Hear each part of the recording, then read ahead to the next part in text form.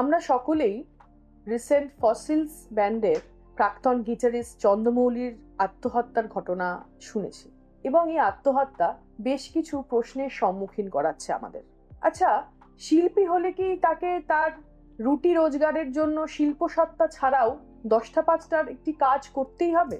এবং একটি আত্মহত্যার পর ওর কথা বলা প্রয়োজন, ও কেন মন খুলে কথা বলল না, আমরা তো সবাই ছিলাম, এই কথা, এই চক্রব্যূহের মধ্যেই কি আমরা থেকে যাব? আসল ঘটনাটা কি বলুন তো? একটা আত্মহত্যার ঘটনা শোনার পর আমরা সবাই বলি ও কেন কথা বললো না, ও কেন আমায় জানালো না, কিন্তু যিনি ডিপ্রেশনে আছেন তার কিন্তু পাশের ঘর থেকে এসে তার ঠিক পাশের ঘরে যেখানে আড্ডা চলছে যেতে ইচ্ছে করে না, বিছানা ছেড়ে উঠে গিয়ে কোনো প্ল্যানে সাকসেসফুল করতে ইচ্ছে করে না, লাস্ট মোমেন্টে প্ল্যান ক্যান্সেল করে দিতে ইচ্ছে করে। কিন্তু আমরা কি করি? তাকে বলি ওকে ডেকে লাভ নেই, আড্ডাটা ঘেটে যাবে, ও ওরকমই সাইকো, ওকে নিলে ঝামেলা বাড়বে। দুঃখ কি আমাদের নেই? দুঃখ কি শুধু ওর একার?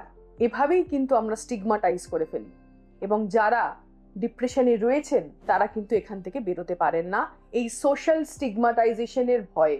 মানসিক স্বাস্থ্য নিয়ে ট্যাবুকে দূর করুন। ভালো থাকুন।